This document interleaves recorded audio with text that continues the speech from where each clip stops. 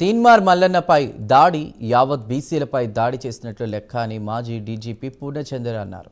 Somajiguda press క్లబ్లో జరిగిన సదస్సులో ఆయన ప్రసంగించారు. ఒక బీసీ నాయకుడిపై దాడి చేయడం చాలా బాధాకరమని అన్నారు.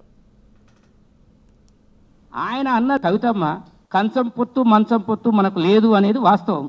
బీసీలు అగ్రకులాలకు పిల్లనిస్తారా? అగ్రకులాలు బీసీల పిల్లల్ని చేసుకుంటారా? చేసుకోరు. మంచం పొత్తు అంటే నువ్వు ఏం ఫీల్ అయినావు అది చెప్పు. ఫస్ట్ నీ ఫీలింగ్ ఏంది? ఆయన అన్నది పాత సామెత, మన తాతల ముత్తాతల నుంచి వస్తున్న సామెత. అది మీ నాయన కూడా వాడినే సామెత. మరి ఆయన అన్నాడు మీకు మాకు కంచం పొత్తు లేదు మంచం పొత్తు లేదను. కంచం పొత్తు లేదు మంచం పొత్తు లేదనే దాంట్లో నీ ఫీలింగ్ ఏంది?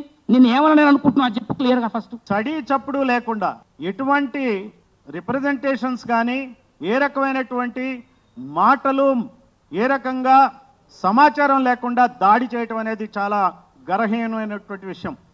నిన్న కవిత దాడి తర్వాత ఇచ్చిన రిప్రజెంటేషన్ ఏదైతే కౌన్సిల్ చైర్మన్కి ఇచ్చిందో అది ముందే ఇవ్వాల్సి ఉండే.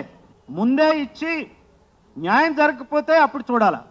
కానీ ఇది ఎట్లున్నదంటే ముందు కొట్టి తర్వాత మాట్లాడతాం అంటే లెక్క లేనితనమే ఇదంతా.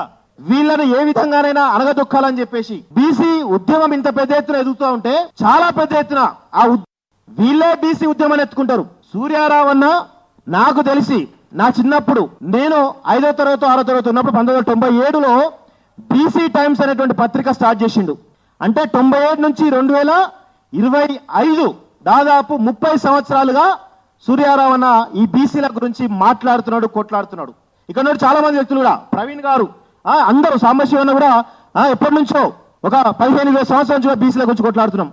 అంటే బీసీల అంశం తెరపైకి రాగానే ఇప్పుడు 100 సంవత్సరాల నుంచి కూడా దానికి కౌంటర్ ఉద్యమాలు స్టార్ట్ అవుతూ ఉంటాయి. కవితమ్మ